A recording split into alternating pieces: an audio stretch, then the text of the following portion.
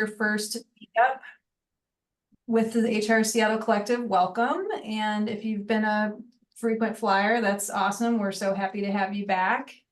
My name's Rebecca Barton, and I work with Reverb and have been a practice director here for a few years, working mainly on our people operations service, and have the pleasure of getting to work with these lovely people, Christy Burke and Shauna Chernikov, who are consultants on the team and who are here today to talk with me about return to office and all of the complexities, ins and outs, challenges, pros and cons, and some hopefully creative solutions for y'all to think about and consider and take back as you either introduce this or change it, morph it into something different as time goes on, and talking to your teams about it. So thanks for joining today.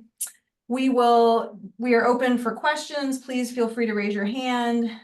Please feel free to put a question in the chat. You don't have to wait until the end of the session. We have some prepared questions and things we want to kind of chat about, but assume that we'll probably hear from you and your experiences and what you're seeing and want to learn about as we talk through this. And I also want to thank our sponsors. We're so grateful to have some amazing sponsors help support putting this on. So just want to give a shout out and a hello to those folks, and we'll share information for them so you can reach out and contact them after the call today and check out their services. So thanks to Carney, Badley, and Spellman, it's employment attorneys. Josh Brittingham is a person we work with frequently and has given us amazing advice. Parker Staffing is a resource we refer clients to often for different positions on the recruiting side. And Parker Smith and Feek, broker benefit support partner, and as well as AHT. So thank you all for being such amazing sponsors. All right. So as I mentioned, we're talking about return to office. I'm just curious to hear, or maybe raise a hand, either put in the chat, like how many of you are either fully remote, have a hybrid arrangement, or are sort of mandated to be in the office. Love to sort of see what the mix is out there. So give a minute for that. Or just shout out loud what you got there. What's happening? Fully remote. Okay. Yeah, the Reverb team is fully remote. Flexible hybrid, fully remote. Yeah. Intentional future reopen office. Yeah. So some split. So yeah, so it's a little bit of everything, right? I went to kind of look at some stats just to sort of just give some context. And I think 50-50, right? I think some people really enjoy being in office. Some people want to be fully remote, and some people want a mix of all of it. So I just saw a Gallup poll around this topic, and like as of December 2023, 38% of organizations are requiring in person, and that was down from almost 50% at the beginning of the year. So some changes there. 20% of remote capable employees work fully on site. So a very significant amount of the population is working hybrid. I think that's probably the winning model. And about 30% of professionals are fully remote. And, I just want to emphasize or say, the privilege of being able to get to work in a hybrid or remote setting and understand a lot of positions and types of workplaces, people have to be fully in person. So just want to say that, but yeah, so just to kind of get started in the conversation with Shauna and Christy, I would love to, if you have a story or an experience from a personal or professional time that you would want to share, just to highlight some interaction you've had with this topic as we start to go through it with the group. Christy, who wants to go first? You want me to go first? Sure. I love this topic, I will tell you. And personally and professionally, like love it, hate it kind of thing, professionally a little bit. But personally, I will just say that if you would have asked me 5 years ago if I could do a job in human resources remotely, I would never have said yes. And so it's been a huge learning curve for me just personally that, wow, this does work. And professionally, as a consultant, I've had the opportunity to work at different places and see how different companies are doing different things. And that's been super interesting. Um, and I think the biggest aha for me is making sure that you have a why, because there are going to be people that are like me that are really loving working from home and can do it and feel like, what am I missing? And so being able to articulate that, particularly if there's a mandate to come back into the office, I think that's super important. And I think we'll talk about that a little bit further, but I'm curious, when you were like, oh my gosh, before I never ever would have thought this was possible, like what did you start to experience, or how did you feel that impact for you? And you're like, oh, this does kind of work for me. Like for me, I bonded with people just over Zoom that I just didn't, I hadn't done it. And so I thought I would need to be in person to have like real heart to heart conversations and really get, connect with people. And I just recently, I was working with a leader for 6 months and we just met for lunch for the very first time. And it was like, I feel like, I mean, it was weird because I felt like I had known her this whole time, but I had actually never met her in real life. So I think because HR is the connection is so important. I, you wouldn't have been able to convince me unless I lived it, that it was possible. Yeah, definitely COVID was a forcing function for sure. Shauna, how about you? Yeah, so I like how you broke that up into professional and personal. So on a I guess semi-personal and professional note. So I um first started like this notion and like thinking about hybrid work about 10 years ago when I came back to work after my being out on parental leave. And it was really interesting because nobody was really doing it at the company that I was working for, but it was something that I really advocated for myself, that I thought I really needed to kind of have that flexibility and being able to show up at home and at work, my best, best possible self. And so I've been really curious and like have a lot of thoughts and experiences on the hybrid workplace, and how that's evolved over the last, 10 years, but especially in the last few years where it's become more front of mind and more companies and more folks are moving to that model. So I'm like super interested to share my experiences that I've had with working hybrid and like some things that really worked and some things that didn't work so well.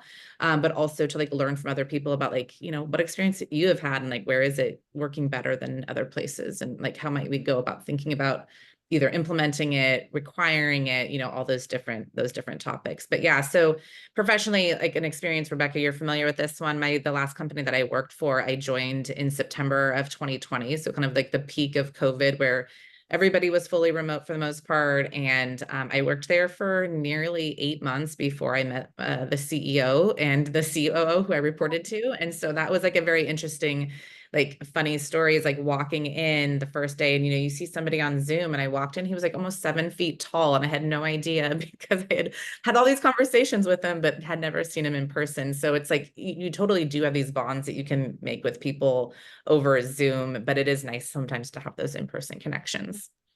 Yeah, I feel like the Zoom thing, it's kind of forces to have certain kinds of conversations or share things. And I think, sometimes it just really creates some different openings to connect. So thanks for that. And that's amazing to hear that you've kind of been, spearheading and thinking about this in terms of how it can be, like you said, bring your best self and be present for home and family and also at work. So I think that's, at the end of the day, that's really what it's all about. So, and I know there's just been a lot in the news recently or in the past year or two about return to office. And I know some people might be like, well, this is kind of a topic that's kind of, yep, talked about it. But I do think as things evolve and as the economy changes and the talent pools changes, it's still an issue. And I think a lot of companies are still really navigating it. So I think it's important to keep it top of mind.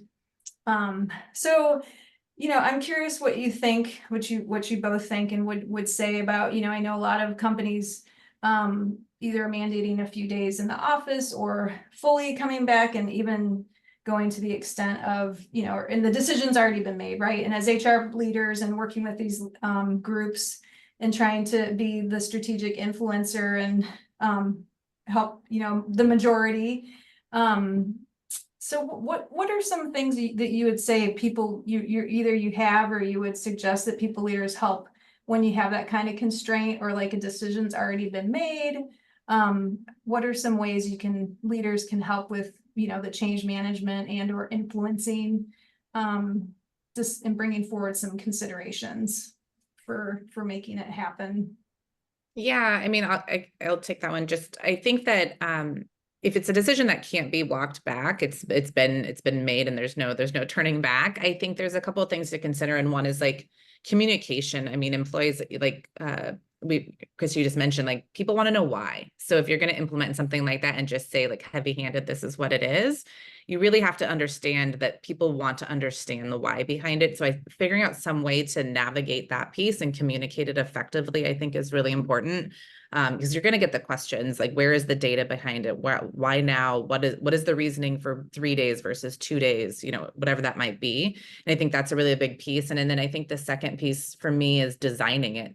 If you have people coming in every day and they're just sitting in meeting rooms on Zoom meetings with people that are working remotely, it's going to make people resentful, and it's just a waste of people's time to do that if the whole notion is that we need to be in person together to collaborate. So I think there's a key design aspect to it, to ensuring that it's like a good use of collaboration time if you're mandating that. Yeah.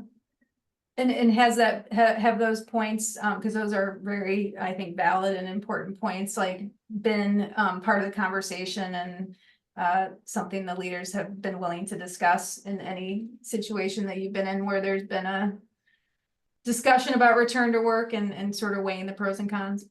Yeah, I think in a previous company, I think the biggest thing was the design piece for us. The decision had been made and had actually been walked back some already based on employee feedback. So I was glad that the leaders, along with myself, were able to take that feedback and to we were really letting people vote with their feet a little bit. So we were counting badge swipes, but not in a negative or punitive way. We were doing it to really see like who's going in, when are they going in, and why, and then using that data to kind of make our policy.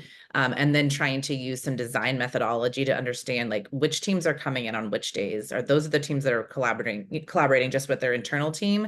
And then when you're looking at like cross-functional data between which groups are working together. Yeah. Just a quick note, Michaela, thanks for this favorite phrase I've heard, place with purpose. Yeah, having intention, so really solidifying that. I love that, the concept of the design, like you design any policy, right? I think it's just important to think about all the factors. Hey, Christy, what do you, any thoughts from your experience on your side that you want to add? Yeah, I think a couple things. I think one is giving advance knowledge to people that this is coming, because and acknowledging that this could be a huge adjustment, not just like personally, but like family and life and just like coordination of childcare and all the things that may need to shift. And so giving that notice as soon as possible, and then having some flexibility while it's ramping in to whatever the decision is. And then the other is really taking the time to prepare the managers, because they're going to be the front lines of, this working or not. You want them to be consistent with their teams, and then also be able to answer some of the more expected common questions and pushback that they might get from their folks.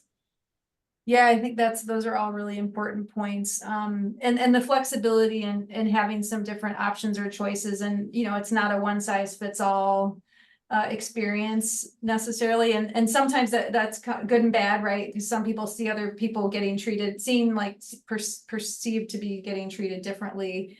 Any thoughts around that, and just how to manage the optics, and especially if it's like, oh, there's certain group of people who are highly paid and get to keep doing that, and then there's other folks, more middle or lower on the totem pole employees don't get that benefit. Have you had to handle that?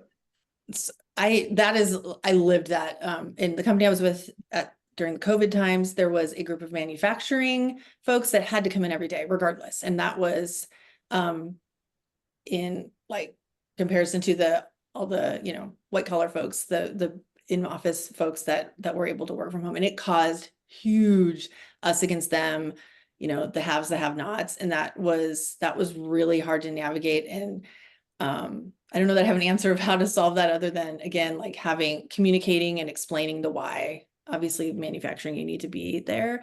But trying to avoid as much as possible the like us versus them.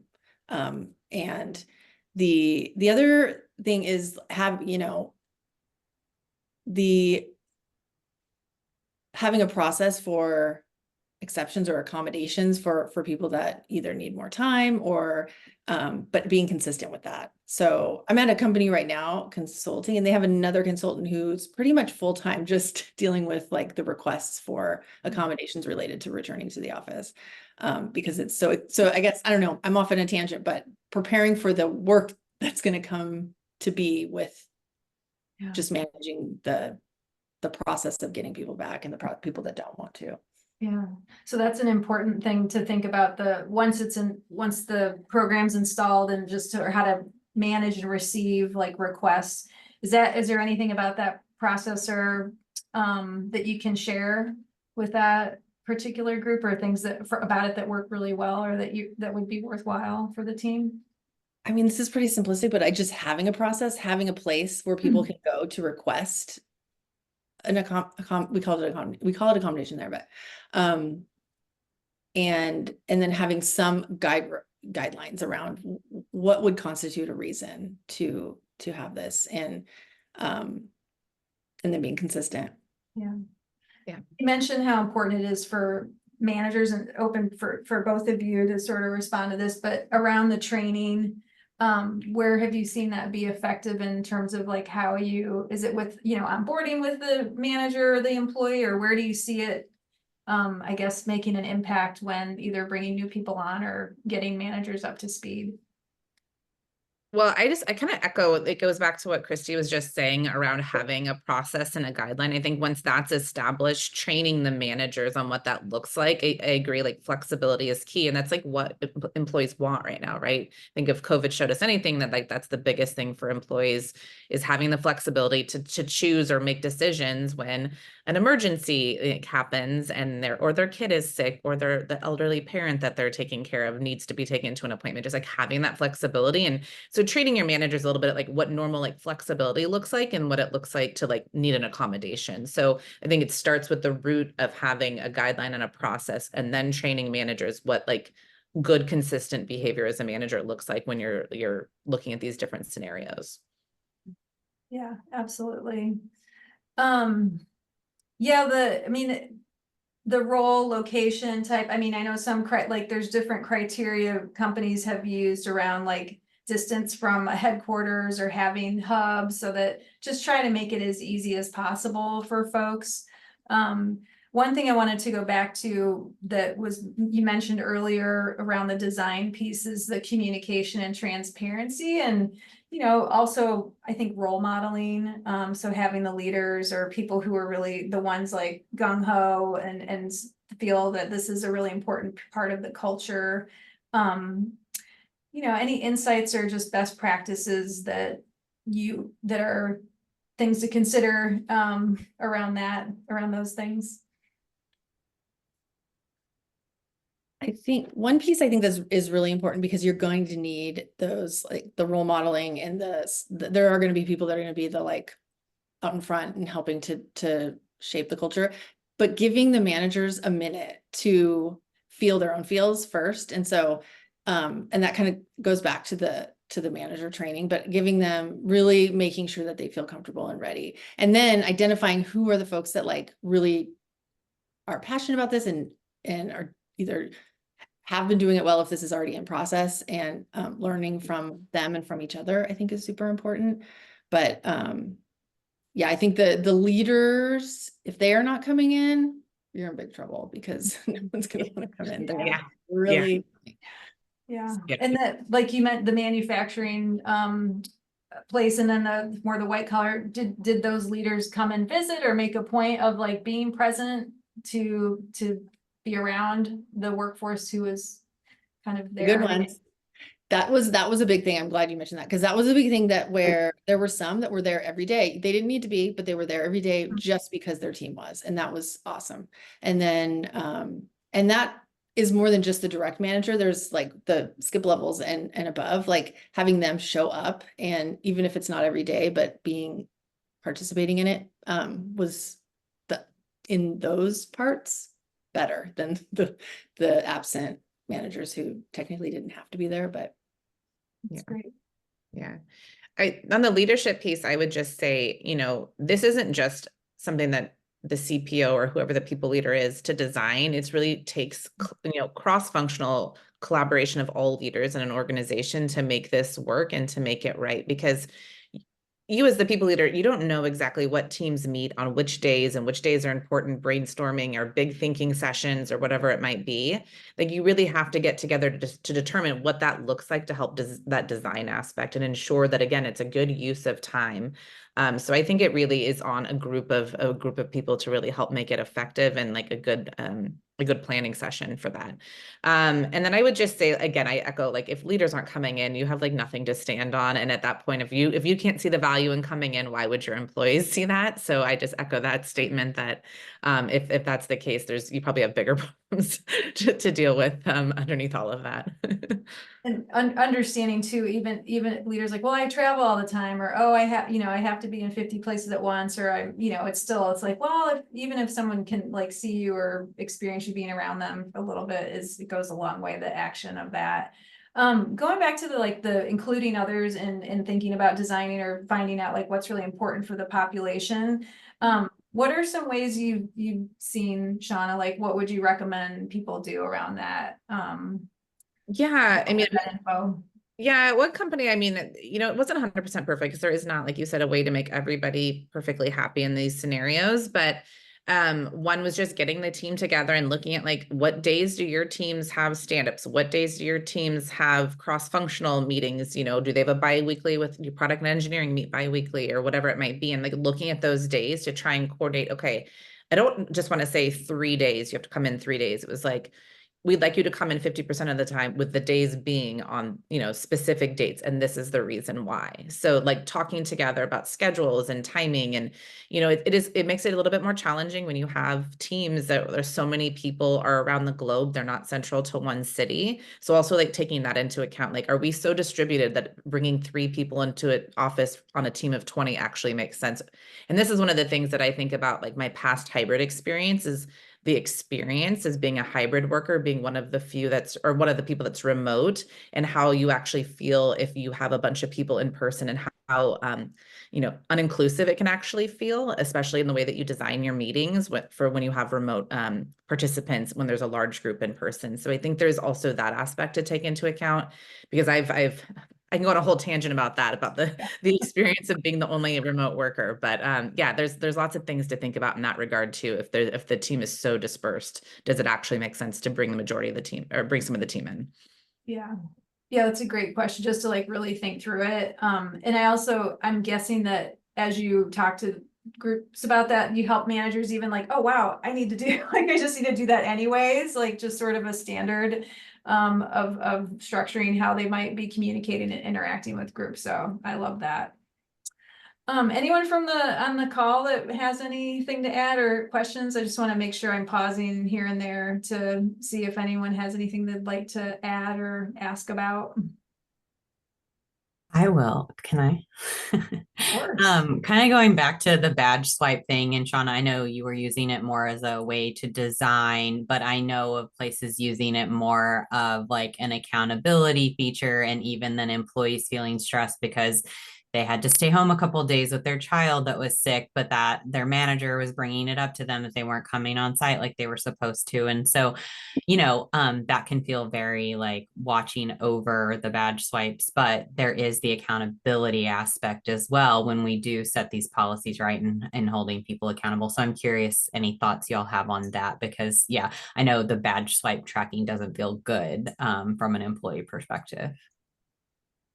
Yeah, I mean, I would say this goes back to like manager training and utilizing your managers to know what their team is doing and where they are. And so, yes, that still in a way feels like they're being watched, but it's less invasive, I think, than rather using like badge swipe counts to notice that. Because I also think that's where it also plays into like the flexibility. Like you said, my kid was sick, but my manager knows I would have come in today, and so they have that like the bigger context and the bigger picture there. So I think that's important as part of the training too, and the flexibility piece.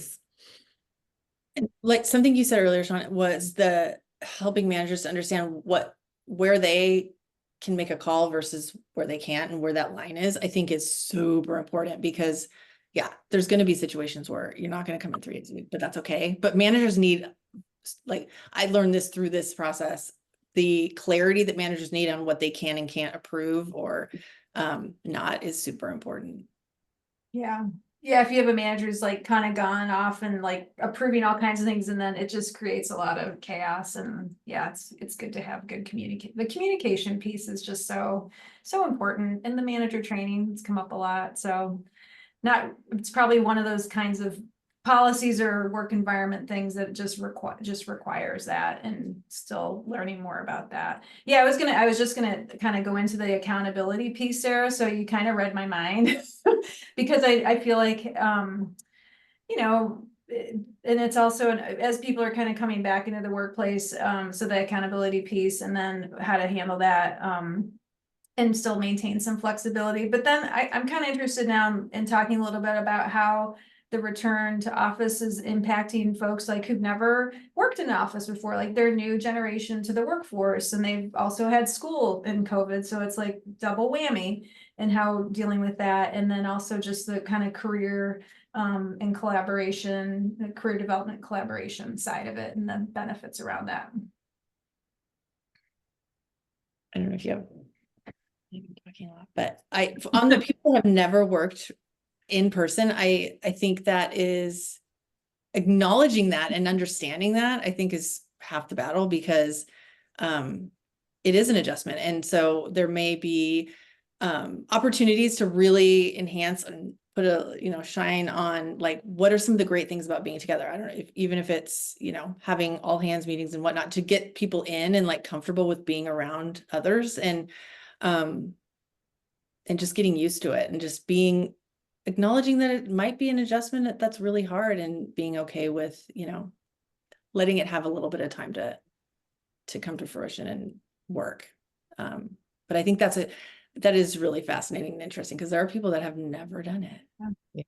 Yeah. And it's also interesting to think about like what COVID in general did to people's social, like emotional skills, and how they're able to connect with humans. And I have an almost 18-year-old, so has spent a lot of time, doing school from home and whatnot. And she always talks about how her social battery is drained. And I don't know if that's like a new kid terminology, I don't know, but she talks about that often when she has to be like at school or in person or even at family events, sometimes when you're around people so much. So I imagine that this like new workforce that is kind of in that same situation where they've just been behind a screen for so long, I think that in itself is an adjustment. And having managers that have, high EQ, that are able to recognize where maybe somebody doesn't feel comfortable or confident yet to say like, hey, my social battery is drained, but they might say, they might show symptoms that maybe they are a little bit uncomfortable, but they just don't know how to vocalize that. So having a manager that might be able to recognize that and like give them some time to work from home or whatever it might be.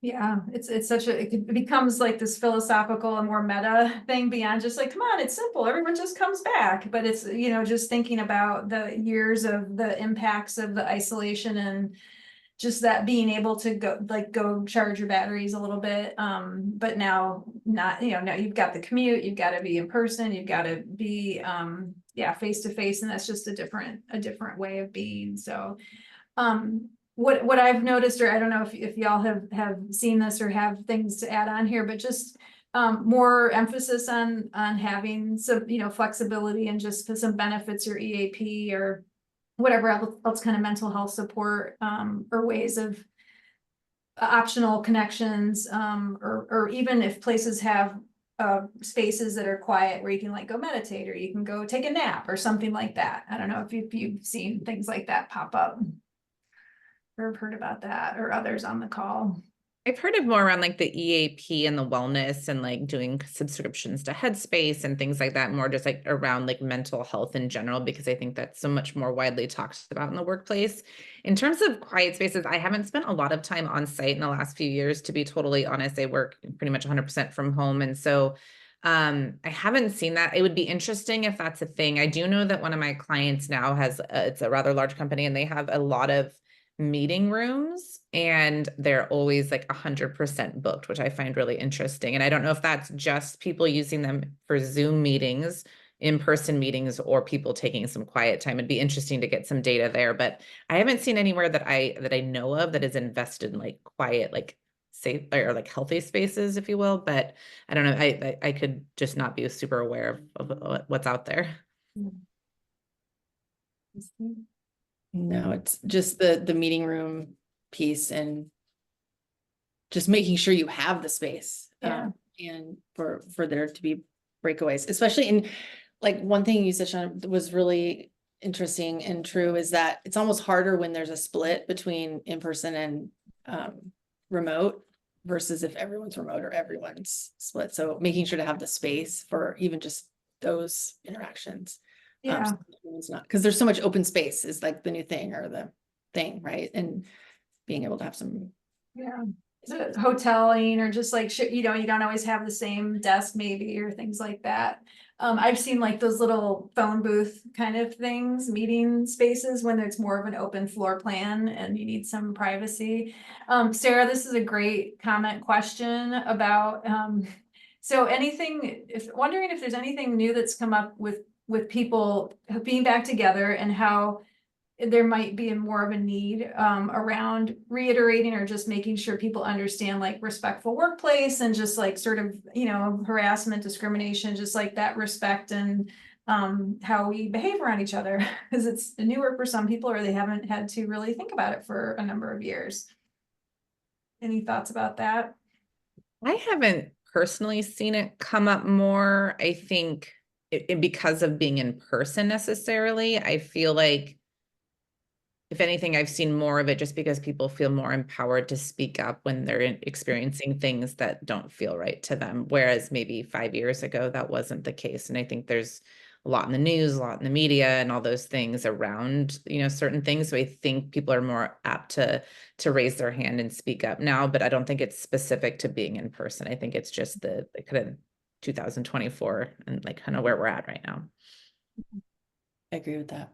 That's a good point, you know, and as we are, you know, there's just so much going on in the world and there's a lot of divisiveness and a lot of just a lot of things happening. I can imagine this year and beyond will just bring up more of that. I just feel like at Reverb as a whole, you know, with our work with clients who are working more in person, that's elevated like more of a need around like employee relations and just helping with training and managers. So that's something we're kind of keeping an eye on. Curious if anybody else out there has been experiencing anything along that line or has anything else to add or ask about that.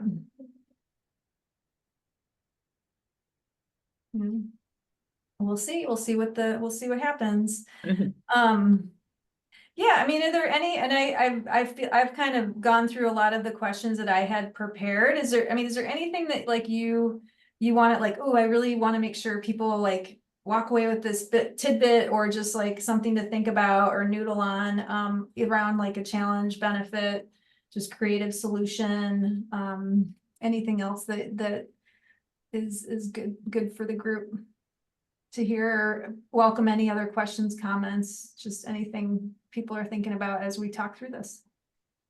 I mean, one thing that I think is just like something for employers to consider is that over the last 4 years, a lot of people, their lives have changed. They've taken on these additional roles while, still being an employee at the company. Like for instance, myself, we lost our before and after school care, which closed down during COVID and hasn't reopened. So I am now the primary person that's to take my kids to school and pick them up at 3:25. And that additional like carpool, if you will, role has added a lot of stress and makes it really challenging for me in terms of like working hours and dropping them off and still going into an office and only being there for 5 hours before I have to turn around and go pick them up. So there's lots of people that are taking care of like parents that are sick, and there's like all these other roles that people have taken on outside of work that I think really needs to be thought about before mandating people come in, because they do really have to change, like Christy said, giving them that time to plan, because a lot of people's lives have just changed so much. And it's this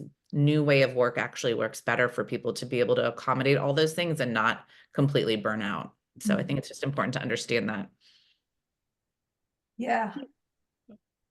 Go ahead. Oh, the one thing that I've noticed, and I'm working with a company where they've hired fully remotely anywhere, right? And so now it's, oh, we're going to return to the office, but people are all over and they may or may not have offices nearby. And so taking, this sounds simple too, but like taking an inventory of like, where are people and what is the impact of this return to office mandate? Where are there going to be people that are still going to work remotely? And then also like think about the requirement of how far someone has to live. So I have one situation where it's 50 miles. If you're within 50 miles, you need to come into the office. And that's including San Francisco. And that's like madness to me. And so also like just taking a minute to like really inspect, like, what is it that we're working with here? And do these guidelines that in the design really make sense? And are they actually, Yeah. attainable? Yeah, that 40 miles could be 2-hour commute each way, right? In some places. So yeah, that's important. And it's, I appreciate too, and I'm excited this next generation and sort of that being more vocal and like advocacy for self and for others. Like it's been, I think that will continue to evolve and will help leaders see what people want and need, and along with return to office or anything else that employers are providing. So it's kind of just one thing that I don't think we hit on too much, and we don't do a lot of like, we're not a recruiting agency, but I think like talent and retention and attrition, and those are very important things that we all look at with our clients and companies. So just any thoughts or things you're seeing around that? And that I know the job market right now is pretty tight, and there's really low unemployment, and definitely like as we get more into different tech and machine learning and AI, like the war for talent is kind of coming back up, rearing its head. So I'm just curious if you have any thoughts around just in considering talent and retention. Yeah, I mean, I think that, I still hear candidates asking about, what is the work from home? What is the work model, during the process. They want to see it clearly outlined in the job description, which I think that like the biggest thing as an employer, what you can do to set yourself up for success with new hires and then also retention later down the line is to be super clear and transparent about your intentions right now. I think first step, obviously, like I just said, was the job descriptions. But then if you plan at some point and that you're planning at some point to mandate some sort of percentage of time or days, in the office, that you're clear about that up front, because people are going to say, and I've seen this time and time again over the last few years, you told me that it was a remote position, and now you're telling me I have to either relocate or start commuting, 50 miles to get into the office. And that wasn't what I signed up for. And they will leave. I mean, they're going to vote with their feet. And then you have the cost of backfilling and training, and you're probably going to pay more salary than you were paying before. I mean, it's just all those things, right? So I think it's really important that you're transparent with candidates, because it's still very front of mind for a lot of people.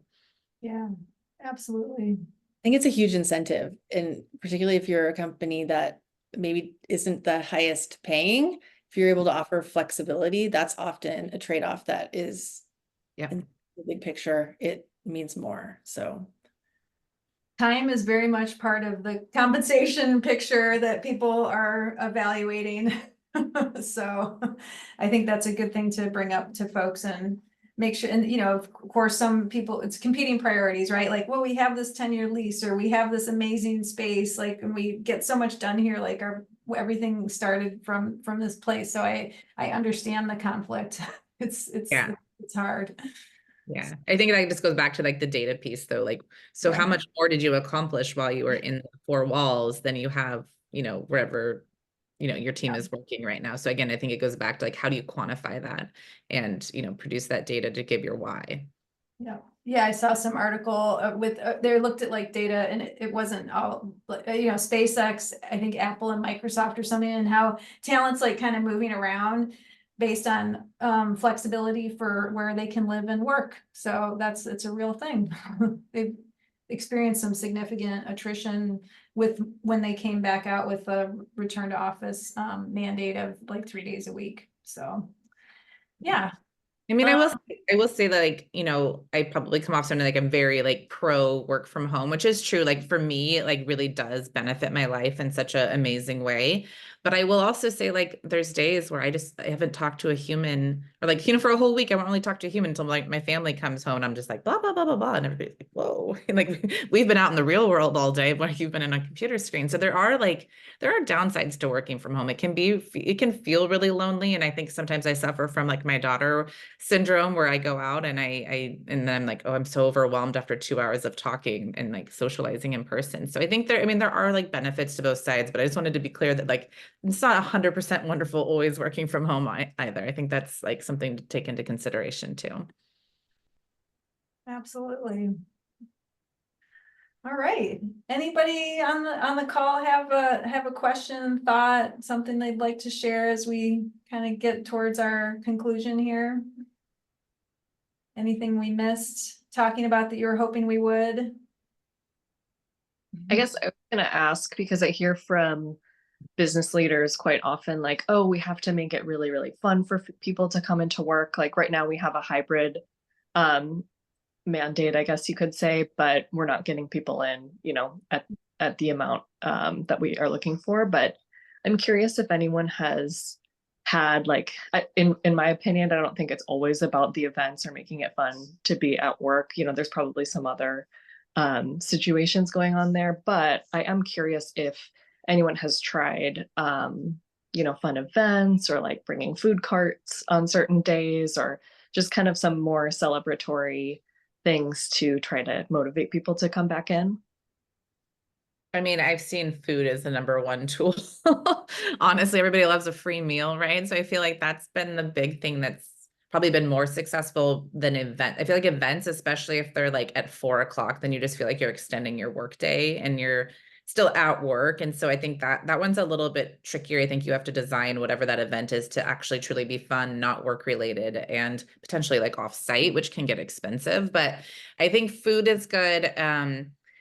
So I had a team at my last company, and we would plan days to come in, and for like an hour over lunch, we would do some sort of like arts and crafts activity, which was actually hilarious because I'm terrible at arts and crafts, but it was like a fun like way to like eat lunch and do something fun together. So that kind of drills down a little bit more to like team specific. But if you have managers, again, that have like a high EQ and can do things like that with their team that are like not that expensive, but like fun to do, and they are, they don't add on to your workday, I feel like that can be a good way to get people in to do something that like, they enjoy doing and they can laugh and, eat at the same time. And try not to eat glue while you're eating your salad. Yeah. Sarah, yeah, we did this project helping, where it was just like, we put together kits together and just sort of chatted. And as we were doing that, thanks for including that, to help for women, just to get some products together, for unhoused or, underserved folks that really needed that. So that was, and it's like but I love that idea of like having a puzzle, or like, maybe taking a couple hours out of the day and like watching a movie or something like that. But yeah, events are definitely like something to help, bring people together, and not just being there and doing meetings and stuff like that. So Yeah. Sarah would love it. Yeah, I love puzzles too. Christy, anything else you'd add to that? I mean, I think from leadership expectation setting perspective, helping them understand that it's probably not going to be an immediate, everybody's in and it's great, but it's going to be a ramp. And so having those like we did food trucks and once a week. And so those days people were more likely to come in, and then they experience that like, oh, it wasn't so bad. Cause I think that sometimes the anticipation of it coming back is way worse in life in general. Anticipation is always worse than the actual like doing it. And so having like a tester period of time where it's like, we're not going to be perfect. We're just going to get there, and we're going to try to, adjust, learn from our mistakes, but expect that it's going to take some time, and then just have, hopefully that'll make people more comfortable. It might take a little time. I love that, just like putting it in that context of, takes a little while, some tweaking, like talking to people, maybe getting some suggestions. So I think it's like not a immediate win, right? Or an immediate failure. So, I love that free lunch every day. I mean, just having like healthy snacks or just drinks or, stuff like that, board games, you could get like a cribbage tournament or Scrabble tournament or something going. Yeah, hopefully that was helpful, Kim.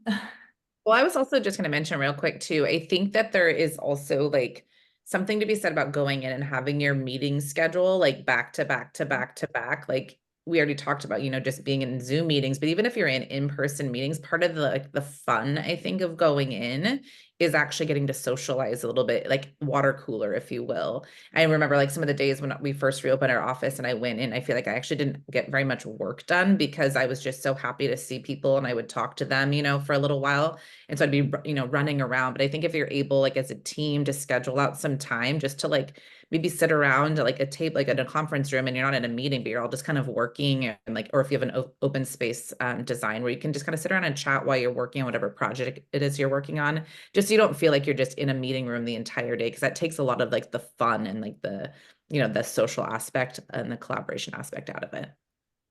Yeah, I love that. Question about if companies provide people in the office with free lunch, should they also send meal gift cards to folks remote for equity? Or does that not need to be taken into consideration? That's an interesting question. What do you think? I've seen both. I've never seen where every day, if there's free food that, you send gift cards every day, but like for special events and things where it's like, okay, we're going to have this, lunch. If it's like a special thing, yes, I would say that's worth considering. But I think if it's just an expectation, like every Thursday in the office, there's going to be lunch and people have the option to come, I don't know that I would think it would be necessary to also offer gift cards to those that don't. Yeah, like that, Sarah, when company has an all hand or a special event and not everybody can make it, maybe there's something like way to like, hey, as you join us, like grab a coffee on us kind of thing. So yeah, that's great. Yeah. So much. It's like an endless topic, right? Talk about. Sorry, Sean, I cut you off. Oh, no, it's okay. I was just gonna say, I agree with that, because this was actually a really big point of contention at one of my last companies, because they were globally dispersed anyways before COVID. And then one of the perks was coming into coming to the office was then like to draw people in. So people were asking for gift cards. Like, if you're providing food to everybody in the office, why don't I get any food? But it was like, you couldn't have gone anyways. This is to like draw people in. And so this was like a very big like back and forth. And we kind of did that split where if it was like a really special event, like an all hands and we're having everybody in, or we did like some pride events and things like that, we would send something out. But if it was just like the weekly lunch that was provided in office, we kind of landed on, it wasn't actually affordable to be able to send that to all, and like the administration of doing that to people in Germany and other places was really challenging. For sure. Yeah. Now I'm hungry. Well, thank you so much. Is there, yeah, I think, like we said earlier, we'll definitely send back out some information so that you can sort of see a consolidated maybe list or just some things to take away and noodle on for your teams. And hopefully this was helpful and beneficial in thinking about all the things you can do. Kylie put a survey in the chat. It'd be awesome if you could just take a couple minutes. It's like 3 questions, and this is where we also find out from you what you want to hear about next time, as we try to be very topical and just really respond to what's on people's minds around people topics in the workplace. I want to thank our sponsors again. And thank everybody for, yeah, this topic did come out of a survey response, FYI. And thank you both, Christy and Shauna, for just adding so much like context and interesting ideas and just understanding of all the parts and pieces of this ongoing topic of return to work and just work in general. So thank you, really appreciate it. Thank you for having me. Enjoy some sunshine. Those of you out here in the West Coast and Pacific Northwest, we have a gorgeous afternoon with several more hours of sunshine. So that's the good news, until like 9 now, I think. So, and we hope to see you again. Our next meetup will be October. Kylie, correct me if I'm wrong. I think it's August. Wow, just around the corner. So we'll be sharing more about what that topic will be and who our guests will be. And if you have any questions about Reverb and how we can help with anything at all around this topic and everything else people related, please let us know. We'd be happy to talk more. So thanks again, everybody. Have a great night.